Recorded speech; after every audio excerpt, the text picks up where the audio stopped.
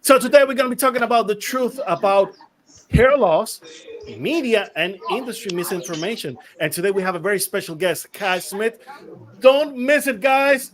This is the Hair Wire.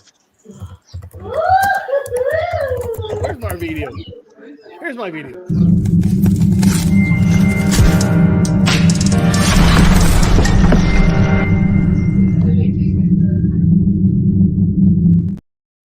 And welcome, everybody. Welcome to the Hair Wire, the place where you get hair smart. I'm your host, Sergio Cardona, alongside with Bisan Sakari, Jared, and our special guest, Kai Smith. How you guys are doing?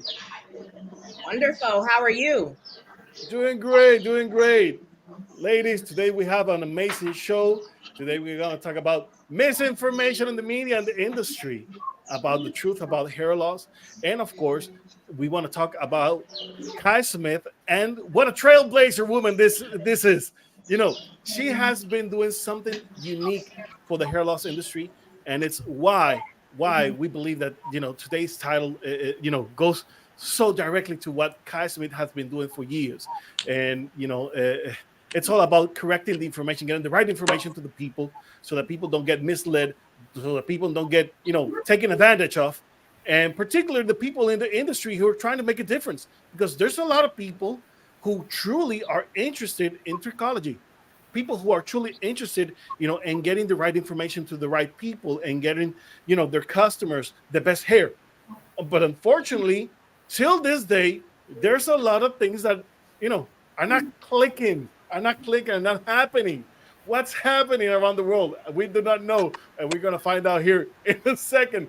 So, first of all, Kai, thank you for being here with us and taking the invitation. For the people who do not know, please present yourself so people can understand who Kai Smith is and where does she come from. Well, thank you guys so much for having me here on the Hair Wire today. It is a pleasure to be amongst my trichology peers. You guys, I am Kai Smith, also referred to as your hair loss advocate. I am the founder of the American Academy of Hair and Scalp Diseases, where we certify beauty professionals to become trichologists. I am an author. I actually absolutely love helping women uncover the unknown factors about their hair loss and build recovery strategies for them to manage their situation. I'm a mom, a lover of God, and I am a wife.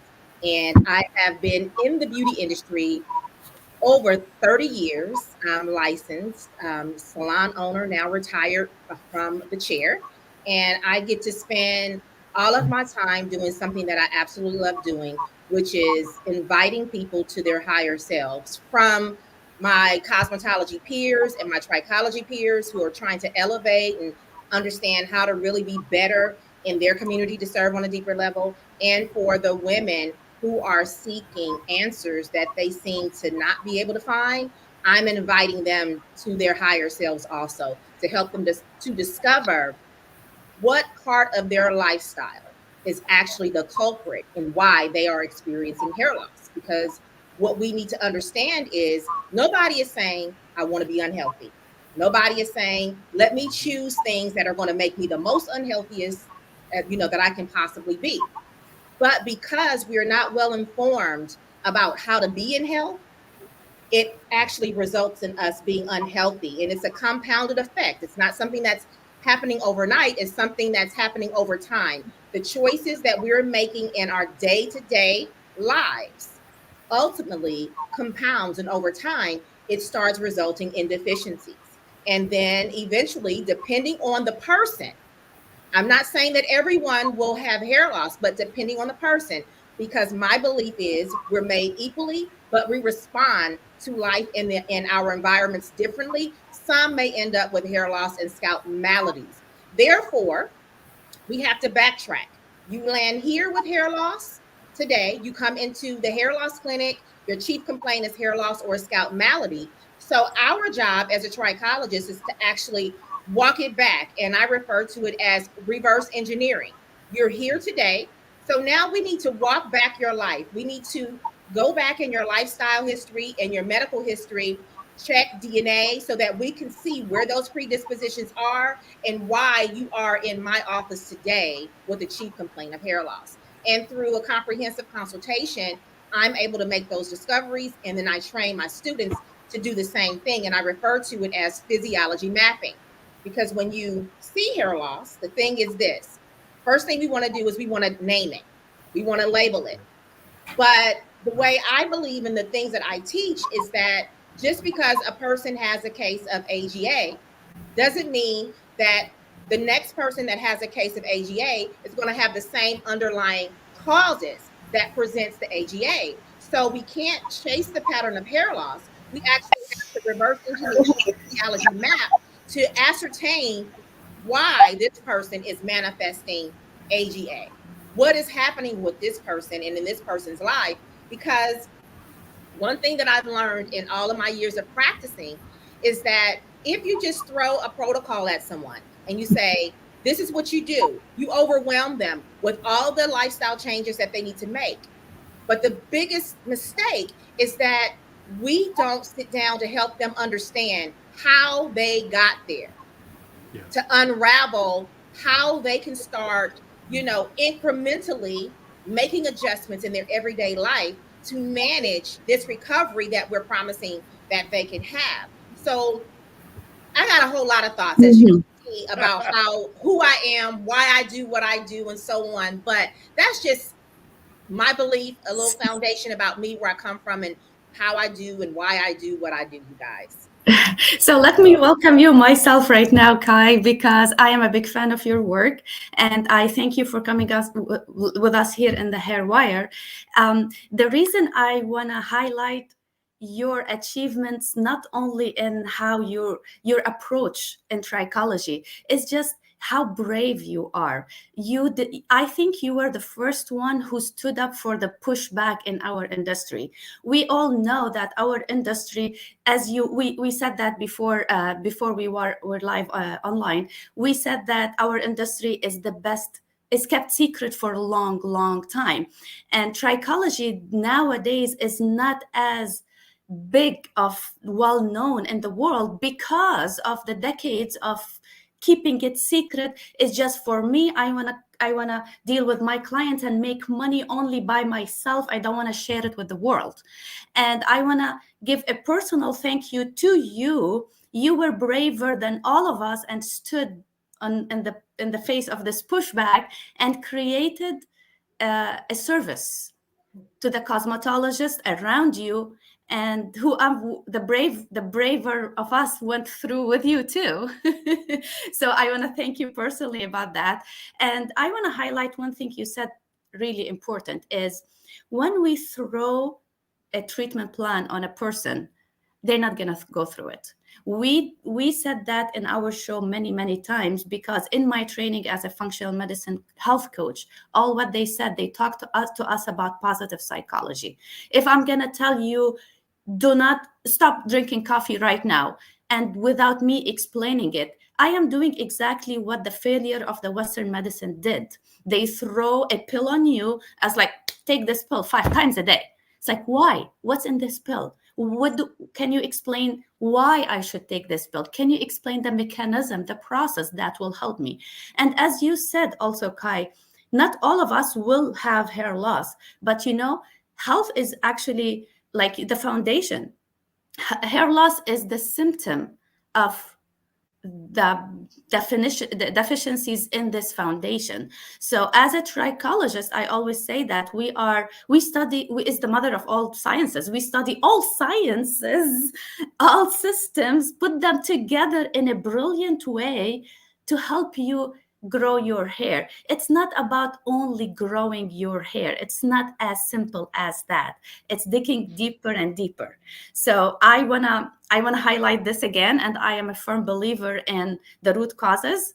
And I wanna ask you one thing too. Explain to us, in your school, how do you try to teach your students how to break up the body systems? Because I know in cosmetology schools, they don't touch on it. They touch on it like maybe briefly. I never been in cosmetology school, to be transparent, but I don't know how much of a body system they teach. Can you walk us through that, please? I'm going to jump in there too, because it is different on the schools. Oh, I okay. the Veda Institute, and we did a full month and a half just on anatomy and trichology and all of that. So every school's different. Gotcha. So depends. But I went to a 2-year cosmetology program in advanced. So every school's different.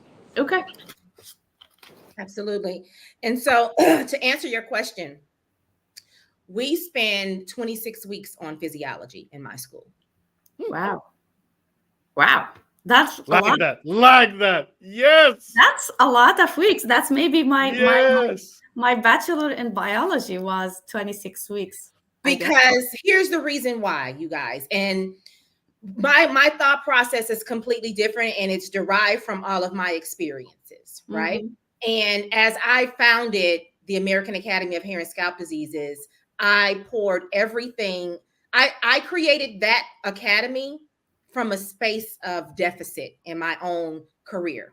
And so everything that I did not have in my trichology education, I poured it into that academy, right? And so as they say, your pain becomes your purpose, right? And so in that was my pain. That was a huge pain point for me. It almost cost me my reputation as a cosmetologist trying to stand planted as a trichologist in the early stages of my trichology career. And I don't want that for anyone else. You know, you spend, a long time honing your skill set as a cosmetologist, and then you get trichology. And as you know, my mantra is trichology is the new cosmetology, to say, this is the next best thing for me in my career. And you transition to that to feel like an ultimate failure. When you've been grounded and so successful in your cosmetology career, to transition into trichology is a huge thing. And to not have all the components that you need, you feel like a huge failure in that space. And I'm speaking for myself. I felt like a huge failure. I had mastered cosmetology, making very good money. It afforded me a lifestyle for my family and I as a cosmetologist. And I only thought that I would level up my income as a trichologist because I became a specialist, and to only find that I was stumped and didn't have everything that I needed because I was only well-versed in the theory and not the implementation. And that's a huge piece. But to really get back to the question that was asked about physiology is the biggest piece for me. Physiology is it. You cannot support someone with hair loss unless you understand physiology, because my belief, again, it is not your hair, it is your body. If it is not a trichotillomania, a form of traction, which trichotillomania falls under traction, if it is not a trichotillomania or traction, what we know as traction, hairstyling and things, then it is your body. It is your body, whether it's a patch, whether it is diffused, whether it is a telogen, no matter what it is your body.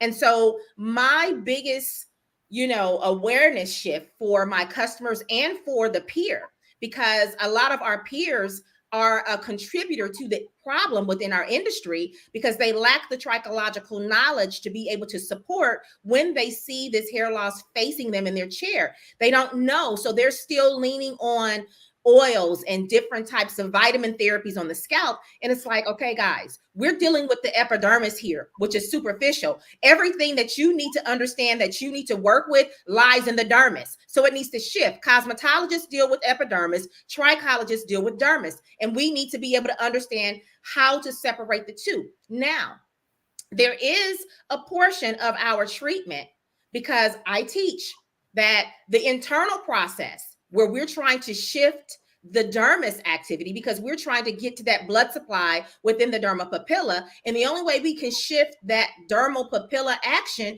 is when we actually shift the oxygen level in the blood. And we can only shift the oxygen level in the blood when we have adequate vitamin mineral supply, and when our bodies are able to break down lipids so that we can create hormones, and we have a balanced nervous system that can send the neurotransmitters where they need to go for the endocrine system to get the message that I need to disperse hormones for the metabolism to flow. If we can't shift that, then we can't get hair to grow on its own. So I always teach that the internal protocol supersedes external. External is secondary, because until we can get a shift in the metabolism, we will need topical support to manually resuscitate. We do need manual resuscitation to get them to a place sooner, quicker, faster. I always say it is not the end all, but it is a catalyst that's going to help us to keep the client in a space to want to stay with the protocol because they're seeing the results. But I also caution them that you're seeing results now. Your body at minimum takes about 90 days to catch up with the momentum that we've just introduced, positive or negative, because accumulatively it takes this whole, the cells 90 days to turn over in each body system, right? You're seeing a shift now because the integumentary cells turn over much faster because of the mitotic rate there. However, you can't be jaded by what you see here because we still have to get cells fed in life-giving organs. So this manual resuscitation is going to be a temporary fix until your body can catch up with circulation with blood flow that's going to usher the nutrients across the cellular membrane into the cells. We want, oxygenation so that we can support that follicular, opening with getting the oxygen that it needs. But ultimately, all of that is happening in the blood supply.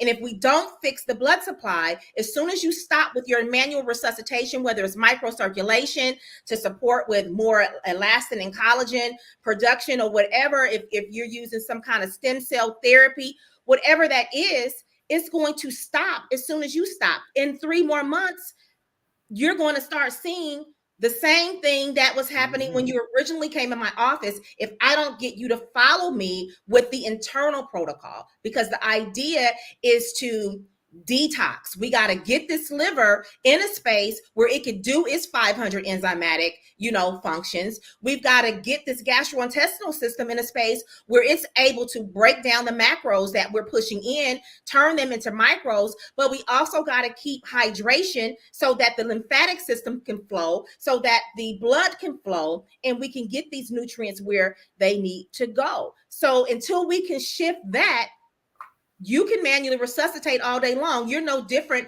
than a doctor prescribing a pharmaceutical drug at the end of the day, even if you're using herbs. It doesn't make a difference. You're not shifting the internal terrain of the body.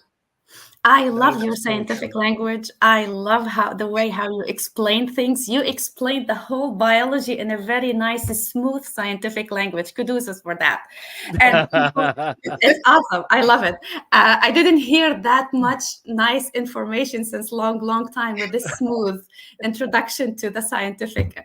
So, but before you continue and before Sergio will ask you another question, you said something. You said trichotillomania goes under traction alopecia. Yes. Explain that to me. This is something that some people, when you say it, they're like, huh? And it's like, when you think about it, traction is pulling. Right. Trichotillomania is pulling. They're just 2 different perspectives of pulling. One is I'm pulling and I'm oblivious to my pulling because I'm styling my hair and pulling. It doesn't feel tight, but I don't really understand how gravity works against the hairstyle that I have going on. And you get used to it too. Or even the manipulation of chemicals and things like that can start breaking down the integrity of the hair and start, doing some breakage, and you're pulling and all of this. But with trichotillomania, we have more so isolated that to, mental health. Right? Someone who has the anxiety, who has traumas, and they're sitting there and they're pulling. But a lot of times, well, all the time, let me just rephrase that. All the time, the person that has this trichotillomania situation, they're not sitting there saying, let me see how much pain I can inflict on myself today without my hair. It's a soothing tactic. They don't even feel it. So they're not yanking. They're just pulling. And because we think of hair fibers as being grouped the way we see them sitting on our head, we don't think of the individual hair fibers and how fragile they really are on an individual level, right? And how that root sheath has it anchored there. And when we start pulling, we start manipulating and weakening that root sheath and how it's anchored. And eventually it's going to slide out of there. Right? Yeah. Depending on how much tension will determine how fast or how soon it's going to come out. And one of the things that I find very intriguing about trichotillomania is that sometimes they're successful and they're able to get it right out of the follicle, with a clean pull, while other times they're not so successful. So you see a lot of broken hairs around the trichotillomania situation. And a lot of students or trichologists will mistake trichotillomania for an AA kind of situation because in certain areas it's clean. But if you understand what the microscopic view looks like, as soon as you see it under the microscope, you'll automatically know. And if you're really well versed, you will be able to look at the pattern because it's going to be more asymmetric a lot of times than what AA is going to appear as. But trichotillomania is one of those things where I don't care what kind of protocol you build for a person. The problem is not the inside of the body as far as what's making the hair come out, though. Yeah. Right. So no matter how much microcirculation you give to it, that hair is going to protrude because the hair growth cycle has not been altered or interrupted as is with other types of hair loss. Right. So that hair is going to protrude. Right. Again, until you start causing so much trauma in the hair follicle that it decides to cause a secondary cicatricial alopecia if it's that excessive. Right.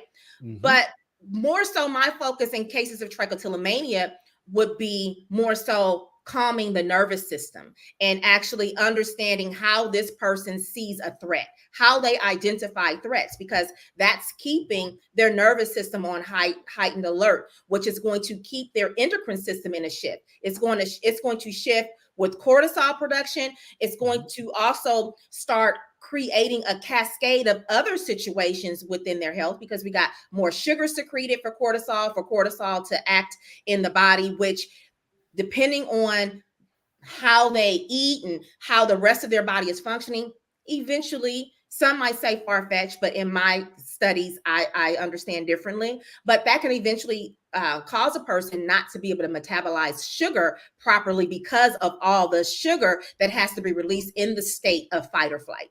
And if they're never leaving fight or flight, they stay needing that cortisol push, and then that cortisol requires pregnenolone. Pregnenolone is also the precursor to other hormones that are produced in the endocrine system that will start shifting thyroid. It'll start shifting reproductive health. And then additionally, it can start shifting kidney health, and they can start having renal issues because the adrenal glands are responsible for secreting aldosterone, which supports with fluid balance within the body. Then you might start hearing, oh, I have high blood pressure. Well, I don't really feel stressed because they've normalized the way they deal with stress in their mind. I don't really feel stressed. Well, now I'm on, high blood pressure meds. Well, let's look. Is, which number is high or both numbers, systolic, diastolic, because when you're looking at blood pressure, you can reference your top number to your adrenal function, your bottom number to your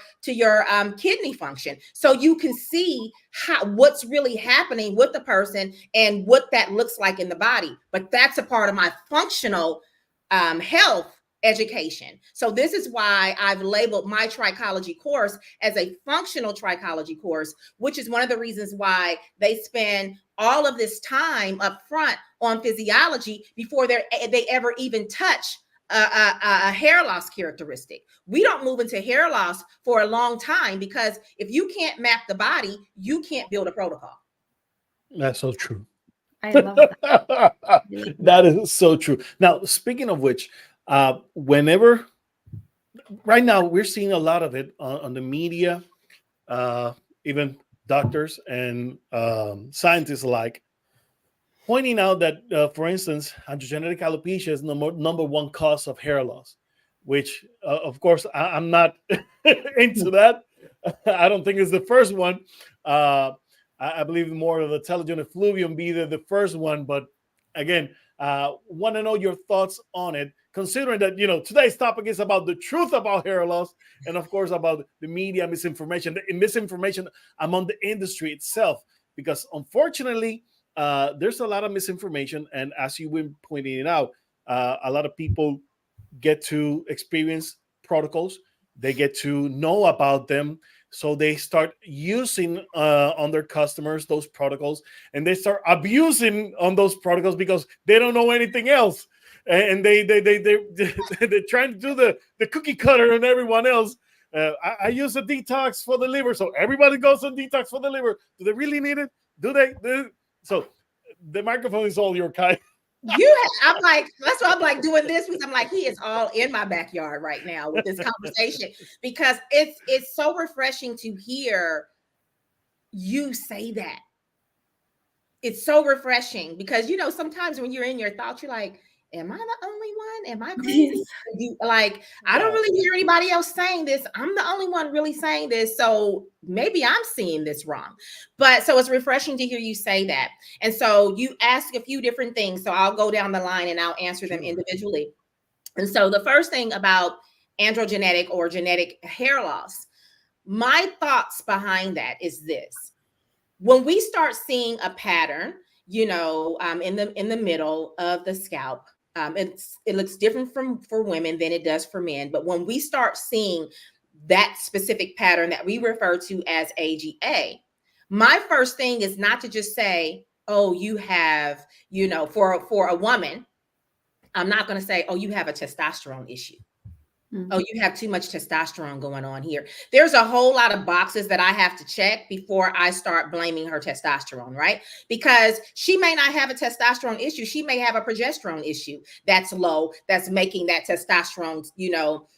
So, I mean, there's so many different things that we have to look at when we start trying to pinpoint something. But also the first thing that we have to identify is, what is this person's lifestyle like? I am curious to know, do you have any history of hair loss in your family? I am, but it's not for me to say, oh, well, you're going to have hair loss because your mom or your dad or your grandparents have hair loss, so you're going to have it. I think that that's a myth. And I think that that's a myth because epigenetics shows us something different. I want to say that, Carrie. Right? So Amen. Keep preaching it. You made Carrie happy now. So I believe it's a myth because of that, Carrie. I specialize in epigenetics, and I constantly am telling people this. And one of my biggest mottos is, general medicine saved my life when I was rushed to the hospital. Specialized medicine helped me solve it or figure out what was wrong. And it was functional medicine that helped me solve and resolve. And there's a place for all of us. All of us. Yeah. And you saying with epigenetics, like I always have clients come in and they'll go to the doctor and say, oh, they're going to have androgenetic alopecia or genetic hair loss, for those that don't know the scientific term. And I'm like, yeah, but just because it's in your family doesn't mean you're going to get it. It's epigenetics. You know, my parents, I have type 2 diabetes down the line. Doesn't mean I'm going to get it. I'm going to do everything to prevent it. So how am I going to biohack my body to prevent it? Like, oh my goodness, Kai, we're going to be crazy. Because the thing is, in order to defy what our DNA is saying, we have to make sure our body knows how to properly methylate. As long as the body can methylate, right? We can detoxify. We will not mutate DNA and all of these things that end up happening down the line, which is why we end up with those symptoms in the beginning. But if we understand how to use epigenetics when we're building out protocols, and to first make sure, you know, how do I identify signs that the body's not methylating? Okay. Can I explain too, for those that are watching that don't understand epigenetics? Now, epigenetics is how your genes and your DNA transcribe one another. So how your body absorbs the stress factor. And with epigenetics, we analyze 4 areas of stress: physical stress, intake stress, anything your body absorbs and consumes, physical stress, emotional stress, and traumatic stress. Stress like core values that don't align, that all affect your epigenetic sequences and how you're going to navigate the world, essentially. So sorry, I had to jump in there because I'm sure people look at me epigenetics. Like they just took a left, and I completely don't understand what they're talking about. But this is really good. I mean, I see this. We're all passionate about what it is that we do, and I like how you said, Carrie, that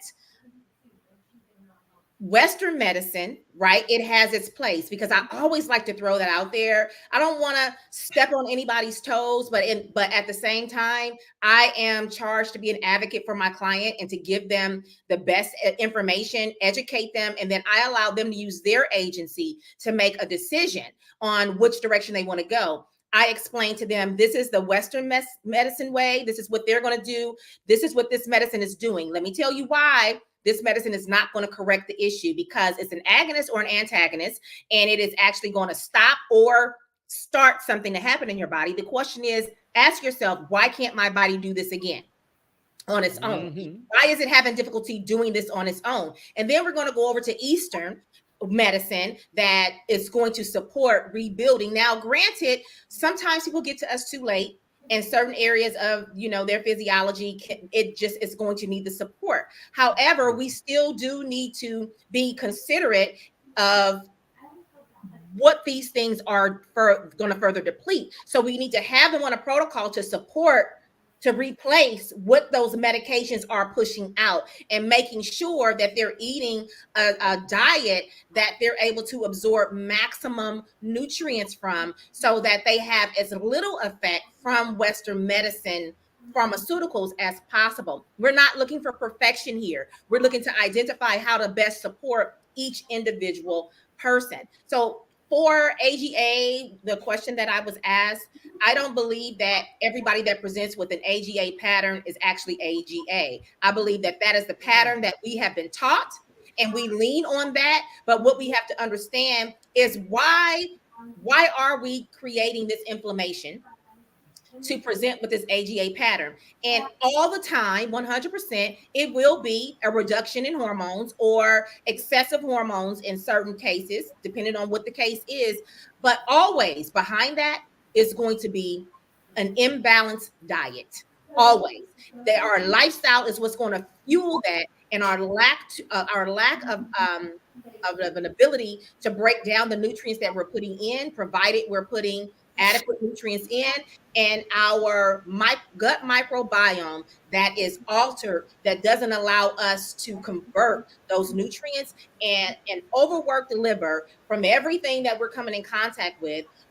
Dehydration that stops that blood from being able to flow. A lot of this is just coming from those patterns that we don't realize that we've created for ourselves, because we've never had a problem in 30 years. And then all of a sudden, boom, it shows up. And depending on the person, yours might show up as alopecia areata with all the stress that you're putting your body under to try to function. Yours might show up as telogen effluvium. Hey, well, yours may show up, as something else, as a cicatricial, a pseudopelata Brock, or a LPP, or something like that. It just depends on how this inflammation is overtaking the body, and it depends on the pre-existing body that is happening in. How far of a deficit were you in for it to overtake you in the first place? So, and then secondly, the protocols, the cookie cutter method is something that I cringe at, which is one of the reasons why in my academy, I do not teach protocols. I do not teach them. I will not hand them a protocol and say, do this. I will not, because I feel like I'm creating robots, and I am teaching people who are capable of breaking down the curriculum that I've given them, and for them to understand how to map and to find the system of burden, to figure out where the protocol should start and how to transition into the second phase. After you've cleared out that first phase, you've gone back in and you've reset and you've asked more questions to see where the person is. You've done all your checks and balances. Okay, we need to stay here another 30 days so that we can give the body more support. Oh, you know what? You're actually right in time. We're doing very well. It's time to transition, because typically we need to start with cleaning up the gastrointestinal system and pushing out the toxic waste through our excretory systems to make sure a person can take in all the goodness that we're trying to give to their cells. If we can't get anything in, we're just putting more burden on the liver and the kidneys to have to break that stuff down and push it out. We're not really fixing anything. We're taxing the body more. So once we know, not one size fits all world. I love that you're saying that. It's not a one size fits all world. No. Nope. And that's why I can't give a protocol. That's because here's the thing. Here's what a protocol does. It locks you in and says, okay, I went to this course and I got this protocol, and they say that it works. Well, it probably does work, and it's probably a fantastic protocol, but it works for the person that they built it for, and they just had luck that it's been working for the other people. So What happens? What happens in 30, 60, and 90 days when you're doing your check-in, right? What happens when the person is telling you, I still feel this and I'm still feeling that? How do you go back in and set and understand what part of the protocol isn't working? You don't even know why you're doing the protocol in the first place. You just know that this expert said that it works and to do it, but you don't understand why they built it and what it's actually supposed to do to shift the terrain of the body into a positive, or into homeostasis, if you will. So I don't like providing protocols. I like giving them the tools, and I like giving them categories of herbs for them to choose from, for them to understand what their intention is, what is the result that they're looking for. Now you build it out, you check in. If it's not working, then you find out the pieces where they still have symptoms, and you research the next herb that's going to support with that, instead of trying to compile something on something on someone, and then it's not working and it's a good protocol. That is absolutely brilliant. That is absolutely brilliant. Everything you said is just spot on. And the way you present it all together is just, you wake us up all. Did you see all of us were saying, yes, yes, yes. I love that. I love that so much. My next question, I don't know if we have more time for more questions. We need you again on the show, Kai, because this is not enough. Definitely. I love talking to you guys. This is not enough. This is what happens when you put people with the same mind-like thoughts, the same time train of thoughts. We collaborate. This is what we do here at the Hairwire, guys. Yes, this is what we do at Hairwire. So but go ahead, Biz. Yes, just I have this question in my head that after all the brilliant stuff that you just said, do you see that the trichology is going to the next level? I see that I'm starting to see like this kind of situation where we're becoming more woke, if you will. Mm-hmm. We're starting to use our voices more. We're starting to speak out more. I'm starting to see more of that. And I like that. And if we continue on that trajectory, we're going to become better as trichologists and as a community, a trichological community. The one thing that I would like to add to that is that my belief is that in order to really support the practitioner, because everything we do is geared towards supporting the person who's suffering, right? When we're getting our knowledge, we're only really focused on supporting the person who's suffering from hair loss or the scalp malady. But I really believe, and this is what I have incorporated into my program, is that we really need to focus on how to support the practitioner, because the practitioner, it's different from cosmetology. With cosmetology, and I'm gonna try to say it fast, you guys, so I don't take up the time. With cosmetology, when we're styling our clients, they're on a regimen for the most part. You can set your watch by how they're going to come in when they're, clients who love you, right? And so with that said, the know, like, trust factor is in effect, right? And we're building all of this confidence with our clients. They start trusting us more. And then next thing you know, they're talking about their personal lives with us, right? And they're starting to entrust us with more. But see, the difference between cosmetology and trichology is that they get a chance to decide whether they want to tell you their business. They get a chance to qualify you before they tell you their business. With trichology, the way I teach in my organization, we're getting all in their business and we're asking them questions that kind of take them aback. And they're like, I was not expecting this because I came to you about my hair. What does my reproductive system, and if I'm having an erection, what does that have to do with my hair loss? Hair. Right? Mm-hmm. These are all and I say these two things because when you start asking a woman about conception and about, the microbiome of her vagina and connecting those things, and you start asking a man about, if he's able to have an erection or, what that looks like, it becomes very personal. And they start saying, hold on, wait a minute, I didn't sign up for this, right? So There's a way that we must carry ourselves as the practitioner. We're used to seeing people in a group setting inside of the salon. We transitioned to a lot of suites and stuff like that, and it's a lot of one-on-one. COVID kind of ushered us into that space too. But for the most part, a lot of us are still working in communal areas, and we think that we can have a comprehensive consultation during a regular, business hour, and it's not like that. It's a private setting for the customer to feel comfortable, confident that you're going to keep their information private. Even though we don't operate by HIPAA, I do operate by HIPAA.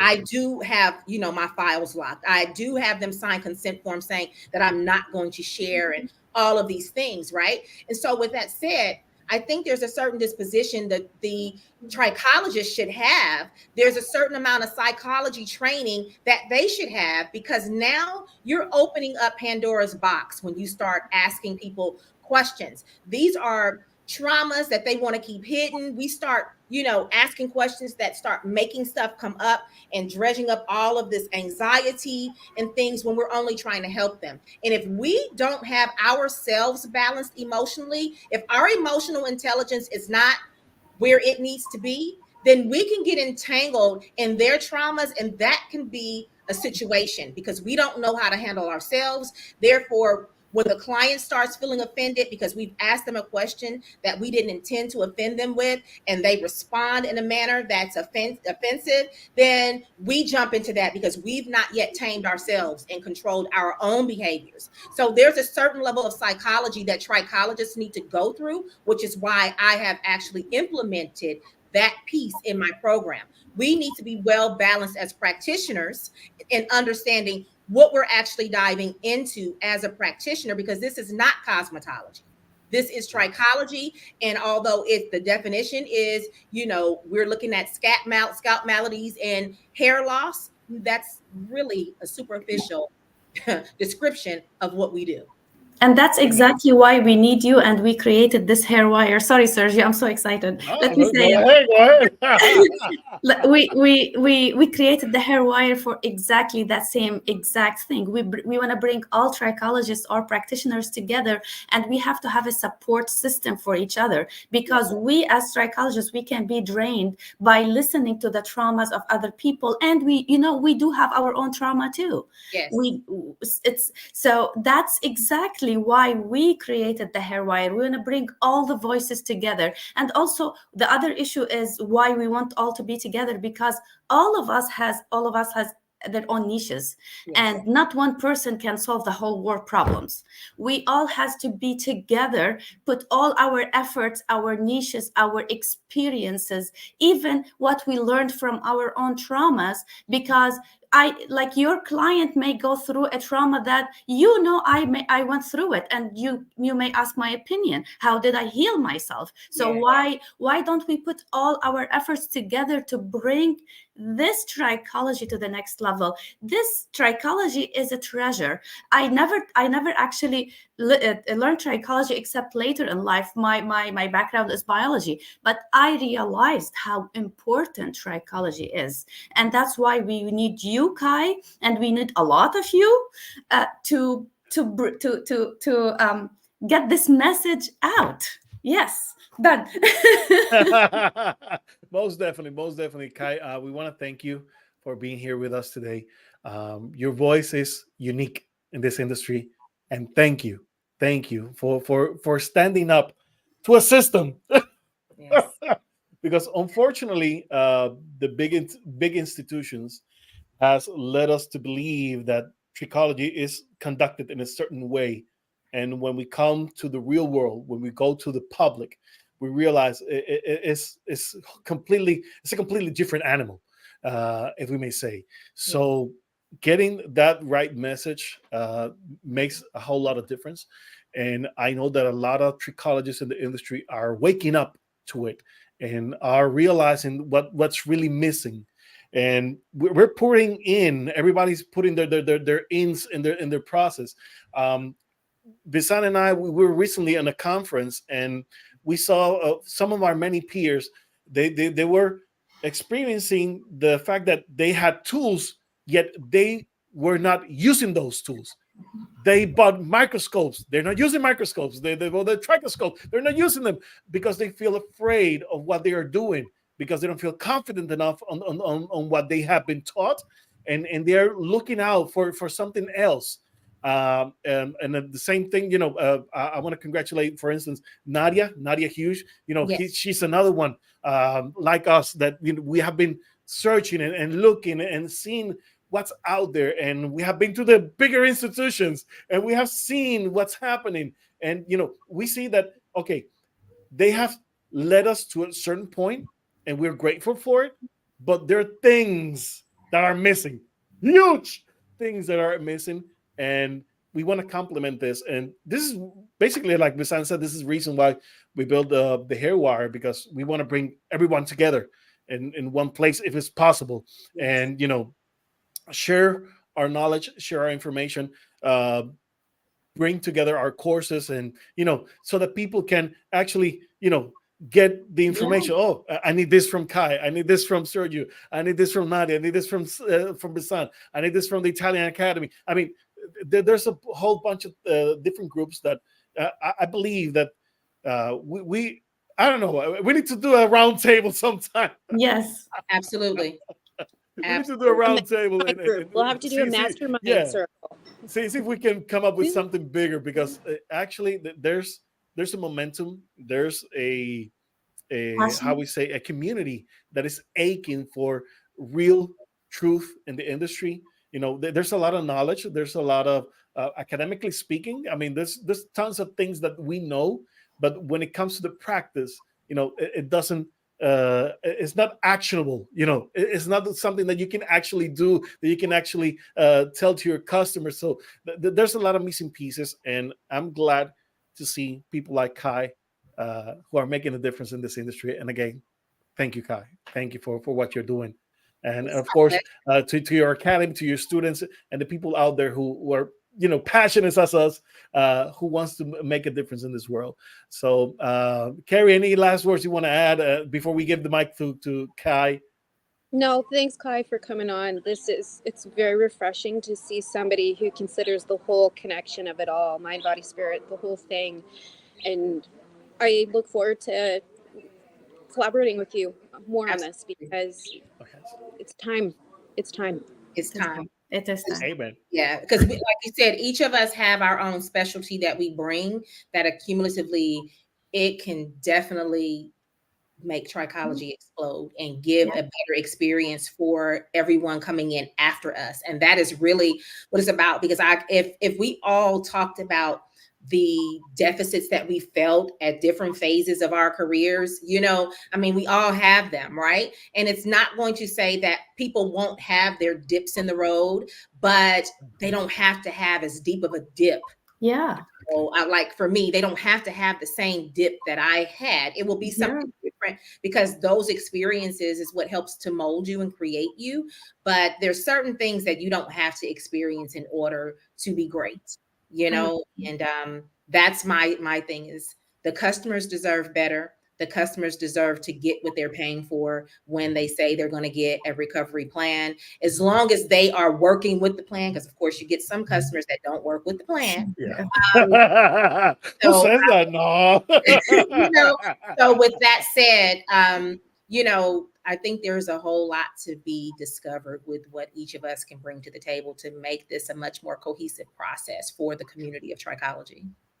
Cheers to that, Kai. Cheers to that. And I believe that with all our efforts and what we're doing here in the Hair Wire, bringing people like you and Nadia and everybody who is the pioneers in trichology industry, we will have a trichology business and science that will be as big as a functional medicine practitioners. That's my dream, my personal dream.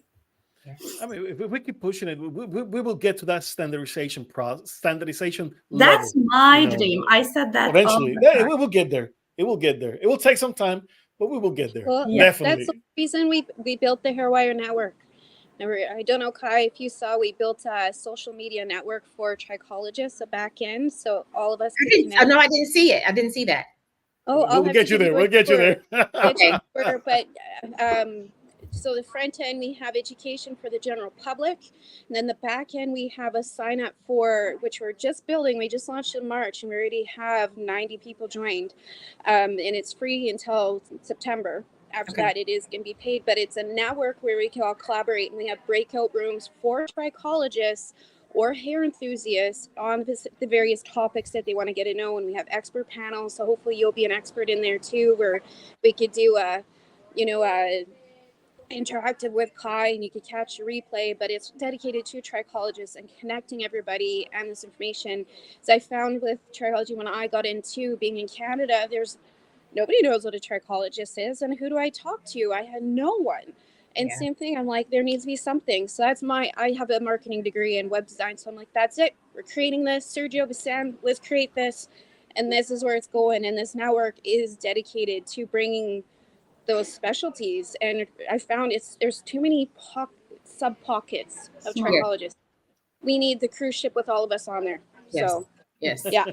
Yes. So go ahead and sign up, and everybody's listening, please sign up to the network. It's called the hairwire.com/network. It's like Facebook for us. Faculty of Trichology. Okay. Hairwire.com/faculty of Trichology. And we'll have courses. Hopefully we can have some of your courses on there too. But Kai, I want to sit with you and have a meeting and talk to how you could be involved in that, because you're a fresh breath of fresh air. And I love the way you talk about functional medicine and that whole connection. So yeah, we'll get in touch, and I'll give you a private tour of the back end. How about that? I love that. That's exciting. Good stuff. Excellent. Thank you.